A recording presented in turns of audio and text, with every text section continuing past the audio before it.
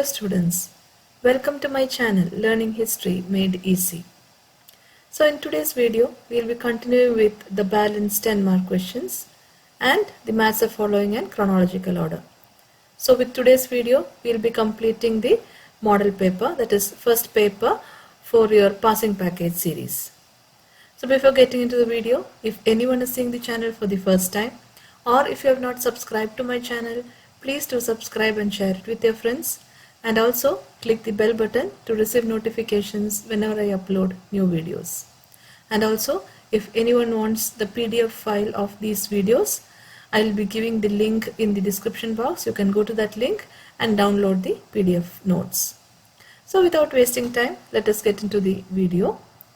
So as I have told, we are continuing with the 10 mark questions. Already two 10 mark questions we have seen in the last video. Now the next question is a very important 10 mark question which is repeated in many final exam papers. Sir M. Vishweshwaraiah is called the maker of modern Mysore. Explain.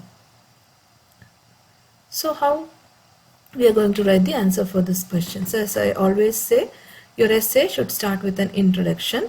So first we'll write an introduction about Sir M. Vishweshwaraiah. He was considered as the architect and maker of modern Mysore. He was born on 15th September 1861 at Muddanahalli in Chikballapura district. His parents were Srinivasa Shastri and Venkatalakshmamma. He completed his primary education in Chikballapura. Then he went to Bangalore for his further studies and got his BA degree from Central College. He moved to Pune for engineering studies. He served in the Bombay government from 1884 to 1909. He was appointed as the chief engineer of Mysore in 1909, and later in 1912 he was appointed as a Diwan of Mysore by Nalwadi Krishnaraja Vodayar. During his Diwanship, he witnessed all-round development of Mysore. So these points we will have to write as the introduction regarding Sir M. Vishweshwaraiah, that is his birthplace, when was he born, his birthplace, his parents' name, then about his education, that is primary education in Chikballapura, then further studies in Bangalore, then Central College, then he moved to Pune for his engineering studies, then he served in the Bombay government and he was appointed as the chief engineer of Mysore. And after that, he was appointed as a Diwan of Mysore by Nalwadi Krishnaraja Vodayar. And during that time, Mysore witnessed all-round development. Then you have to start with his reforms. So first paragraph introduction, then his first reform, administrative reform. The number of members of Legislative Council was increased from 18 to 24. This happened during the Diwanship of Sir M. Vishweshwaraiah.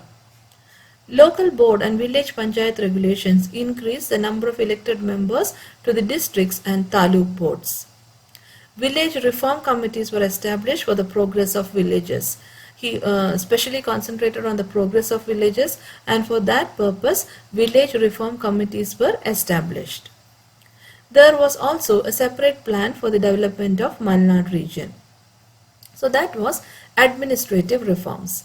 Now after administrative reforms, you move on to the next subheading. I hope you remember each subheading you will have to underline, and then the explanation you will have to write, especially when you are writing an essay. Industrial development. Industrialize or perish was a famous slogan of Sir M. Vishweshwaraiah. During his time, a number of industries were started, like the iron works in Bhadravati, sandal oil factory at Mysore, soap factory, central industrial workshop, metal factory at Bangalore, etc. So many industries were started during his time. Mysore Chamber of Commerce and Industry was established at Bangalore.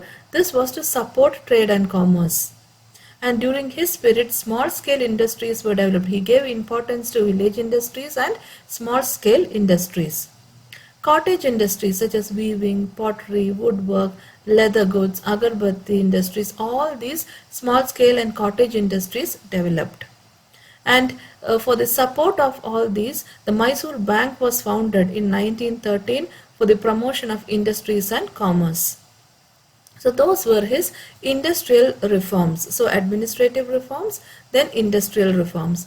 The next subheading is educational reforms. He believed that progress of a country mainly depends on the education of people, and he introduced compulsory primary education. Scholarships were also introduced, that is to encourage education among the socially and economically backward classes.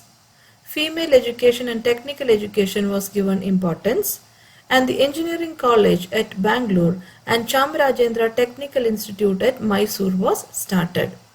So he did many things for the development of educational reforms. Engineering college at Bangalore, Chamarajendra Technical Institute at Mysore. He encouraged female education, technical education, etc. He also established an agricultural school at Hebbal in Bangalore. The establishment of Mysore University in 1916 was his greatest achievement. The Kannada Sahitya Parishad was established in 1915. So this was his educational reforms. So first he wrote introduction, then administrative reforms, industrial reforms, educational reforms. Then other achievements. Construction of the Krishnaraja Sagara Dam was the highest achievement. In 1913, the Mysore Arsikare and Bauringpete Kolar railway lines were laid. Then relief works done by Sir M. Vishweshwaraiah. The First World War broke out during the divanship of Sir M. Vishweshwaraiah. And during this time, because of the First World War, there was severe shortage of food. He took up relief work by opening fair price shops, stopping export of food grains, and also by fixing the selling price.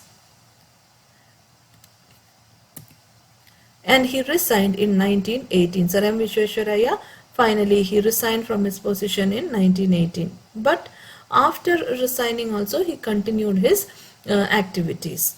He was conferred the title Sir by the British government for his efficiency and dedicated service. He continued to take active part in the developmental activities even after resignation. The government of India conferred the Bharat Ratna Award in 1955. And he was the first Kannadiga to get Bharat Ratna Award. He died in 1962.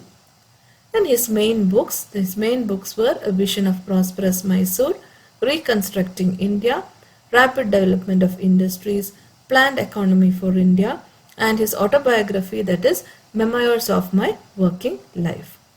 So all these were the points which you have to write regarding Sir M. Vishweshwaraiah.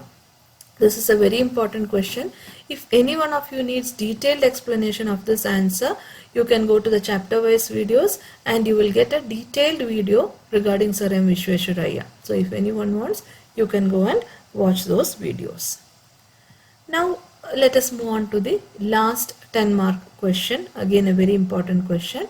Describe the role of Gandhiji in Indian national movement. So this question is a little longer than the other question. There are many subheadings. See, Sir M. Vishweshwaraiah question, there was a limited number of subheadings. That is, introduction was there, administrative reform, industrial reform, educational reform, then other reforms and relief works. Only these many headings were there. But regarding this question, that is role of Gandhiji in Indian national movement, you have to write the complete Gandhian era. So let us move on to the answer. That is the role of Gandhiji. You will have to write about the third stage, that is Gandhian era from 1920 to 1947. Mahatma Gandhi. So here again an introduction. He played an active and prominent role in the third stage of national movement. Farmers, workers and other common people were included in the movement. He politically educated the Indian masses and he introduced Satyagraha as a tool to fight against the mighty British Empire. He travelled widely and understood the living conditions of the people. He founded the Sabarmati Ashram in 1916 at Ahmedabad, where Gandhiji and his followers practiced the ideals of truth and non-violence. So this many points you will have to write as an introduction for the essay. Now one by one you are going to see the main incidents which happened during the Gandhian era. So the first incident is Champaran Satyagraha 1917. He fought for the peasants of Champaran. These peasants were forced to grow indigo in majority of their total land. And this was popular as Teen Khatiya system. High rents, illegal dues and fixed prices were taken by the European planters. And Gandhiji organized a peasant movement in Champaran. Gandhiji wanted to fight for the peasants and force the British government to abolish this Teen Khatiya system, that is forcing the farmers to grow indigo in most of their land. So that was the first main incident which happened during the Gandhian era, that is Champaran Satyagraha. The second one, Ahmedabad mill strike 1918. A dispute arose between the mill owners of Ahmedabad and labourers regarding wages and bonus. Gandhiji undertook fast unto death and the mill owners agreed to increase the wages by 35%. Next incident, Kedah Satyagraha. I am just giving short explanation of each incident. You can go for detailed description in the channel chapter videos. There you can see a detailed explanation. Here I am just going fast so that you will understand all the points clearly. Kedah Satyagraha 1918. The farmers of Gujarat faced severe drought in 1918, and according to the revenue rules, whenever the yield was less than by 1/4 of the normal produce, then the farmers were entitled for remission. But the British officers refused to do this.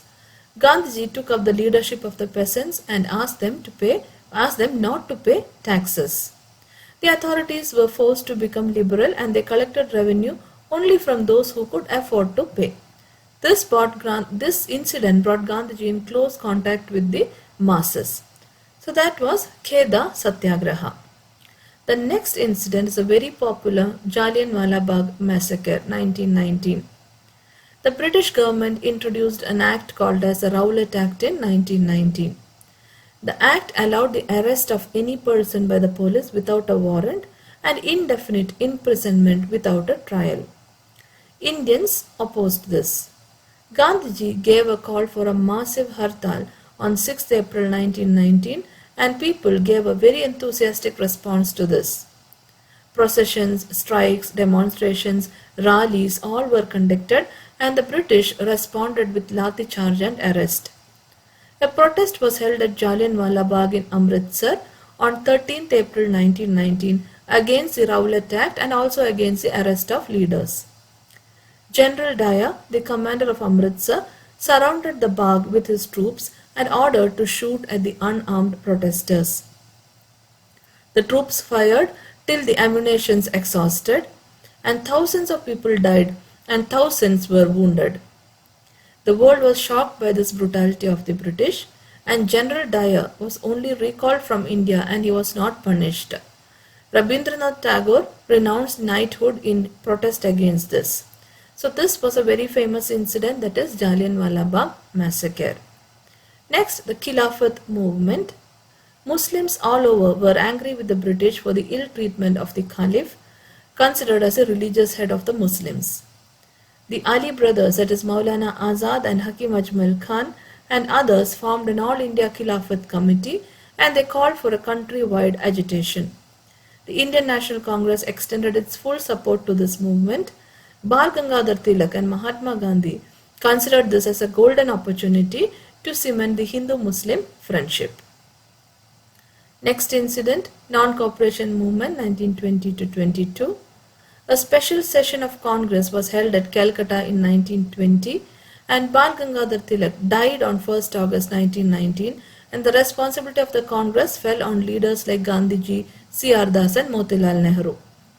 Now the Congress session accepted Gandhiji's plan for launching a nationwide non-cooperation movement. Thousands of students boycotted government schools, colleges and joined national institutes like Kashi Vidyapita, Jamia Millia Islamia, etc. The courts and offices and legislatures were boycotted. Foreign goods were boycotted and they were collected and burned at public places. People began to use Swadeshi goods and wearing khadi became a symbol of national pride. The movement shook the foundation of British Empire in India. Gandhiji withdrew this non-cooperation movement on 5th February 1922. This was due to an event called as Chauri Chaura incident. The mob in a procession was provoked by a few policemen at Chauri Chaura, and this resulted in a mob burning the police station along with 22 policemen. And this made Gandhiji withdraw the non-cooperation movement. Now the next incident, Simon Commission 1927. The British appointed Simon Commission to console the agitating Indians. The Congress called for boycott of Simon Commission as none of the members were Indians, and Simon Go Back was a popular slogan. Lala Lajpat Rai died due to injuries suffered by police lathicharge during this agitation. And Congress session at Lahore in 1929, presided by Jawaharlal Nehru, declared Purna Swaraj or complete independence as the goal of the Congress. It announced the celebration of 26 January 1930 as the Independence Day, and Gandhiji was authorized to launch the civil disobedience movement. Now next is civil disobedience movement 1930-31. Gandhiji placed 11 demands before the British and set 31st January 1930 to accept or reject the demand. The British gave no positive response, and Gandhiji launched the civil disobedience movement. The famous Salt March or Dandi March of Gandhiji started with 78 members from Sabarmati Ashram on 12th March. Gandhiji broke the salt law by picking a handful of salt, and many other activities like picketing the liquor and clothes shops selling foreign clothes, boycotting of schools, colleges and government offices, all these were held. And large-scale participation made the British resort to large-scale arrest and repression to suppress the movement. Now the first roundtable conference, Muslim League, Hindu Mahasabha, liberals and princes of various states attended it. The conference could not achieve much without the participation of Indian National Congress. Gandhiji and other members of the Congress were released by the British. Gandhi-Irwin Pact was signed, which was popular as a Delhi Pact on 14th February 1931. Gandhiji, on behalf of the Congress, withdrew the civil disobedience movement. So that was the first roundtable conference. Now the second roundtable conference. Gandhiji attended the second roundtable conference at London as a representative of the Congress. He said that the Congress alone was a representative of India politically and no separate electorates were to be provided to the Muslims. He also claimed the untouchables to be Hindus and they were not to be treated as minority. Gandhiji took special exception for untouchables being considered different from Hindus and provided with separate electorates. Differences arose between Gandhiji and B.R. Ambedkar during this time, and this difference was finally settled with the Pune Pact signed between them in 1932. Now finally the third roundtable conference. This was held at London, but the Congress and the Labour Party of England refused to participate in it. Hence the conference failed. Gandhiji launched a movement with Dr. B.R. Ambedkar to eradicate untouchability, and he toured India including Karnataka in 1934 and enlightened the people. He urged the people to open the temples and public tanks and wells to the Harijans, that is untouchables were called by Gandhiji as Harijans. So all these were the points which you have to write in the question regarding the role of Gandhiji in Indian national movement, that is Gandhian era. All these headings you will have to understand, and the explanation you will have to write in your own words. So I hope you have understood this answer very clearly. Even though it is a long answer, it is easy if you understand the headings first. So now let us move on to the next question. So the next question is match the following. I have written the answer directly. That is the first question, Dayaram Sahani, discovery of Harappa. Parantaka Chola, Uttaramerur inscription.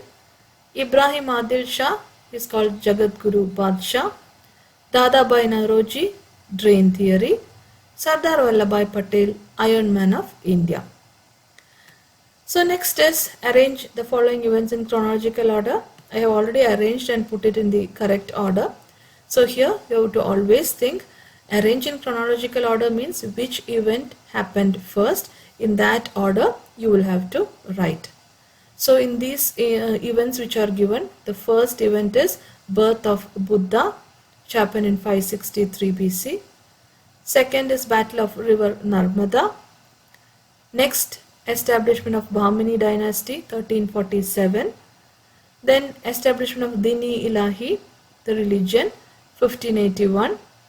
And finally, Charles Wood, that is Wood's Dispatch, Charles Wood Report, 1854. So this is how the order of events is. So you will have to arrange the events according to which happened first. So these are the important questions. That is the first model paper which is released by the board. So now I will be giving 2 more papers for you to revise. So total 3 papers, 300 marks papers I will be giving as a passing package series. If you are thorough with these 3 papers, you will very easily score well in the history examination. So I hope you are very clear with all these things. In case of any doubts, you can either ask in the comment section or you can go to the chapter wise videos and watch those videos. And also don't forget to like, share and subscribe to my channel. Your likes and shares will be of a great encouragement for me to make more and more videos. So I hope to see you all soon in the coming video. Thank you for watching.